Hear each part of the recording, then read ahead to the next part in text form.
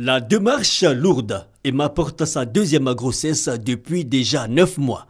La jeune dame a décidé de se faire suivre uniquement par un gynécologue, échaudée par l'expérience malheureuse vécue par un proche dans une maternité. Le frère de mon mari, sa femme est enceinte. Elle est quand elle est arrivée, la femme était en train de regarder Saloni. Pendant qu'elle était en travail, elle était couchée sur le lit de l'hôpital.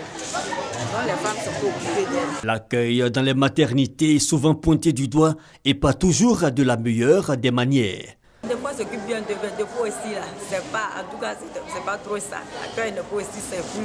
Il y a des femmes aussi qui ne sont pas aussi gentilles envers d'autres femmes. On nous dit que la femme qui est enceinte, elle a le droit aux soins.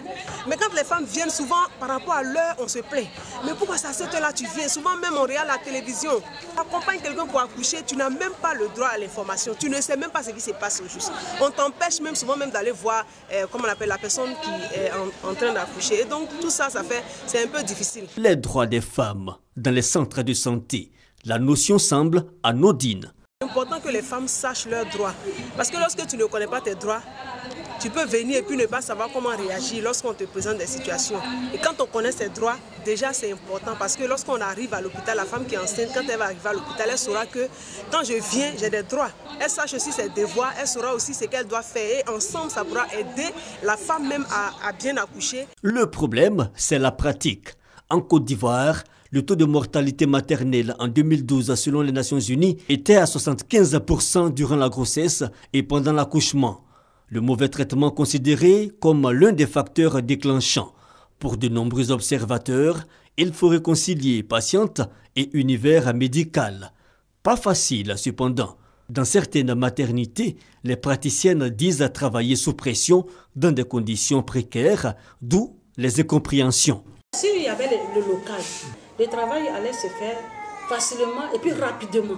Et ça aussi, ça allait amener les femmes peut-être à ne pas durer dans notre service. C'est ça qui fait le problème. Connaître ses droits et devoirs, cela faciliterait bien les choses. Le pas est cependant franchi au centre de santé urbain de Gonzagueville.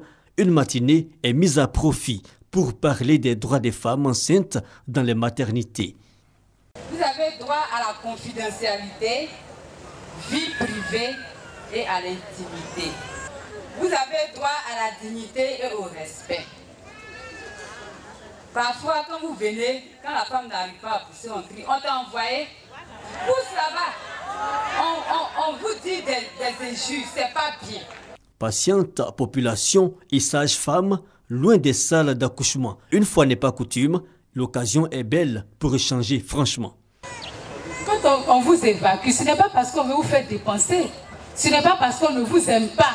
Mais on vous évacue parce que nous, notre centre ne peut plus répondre correctement à l'état de la femme enceinte. Pour le PARSI, projet d'appui à la redynamisation du secteur de la santé ivoirien et ses partenaires, le sujet est d'utilité. C'est quelquefois le comportement des prestataires qui est décrié par la communauté. Donc il fallait pour nous instruire nos prestataires, les prestataires des 12 structures que nous appuyons, sur leurs droits et les devoirs des femmes en période périnatale. Pour voir un peu comment elles comparent donc leurs agissements actuels à la norme qui est admise. Instruire les sages-femmes sur la connaissance des droits des femmes enceintes, puis associer toute la communauté et mettre en forme une plateforme d'une meilleure collaboration, un chantier en gestation, mais qui dans un projet à l'échelle nationale ferait tache d'huile.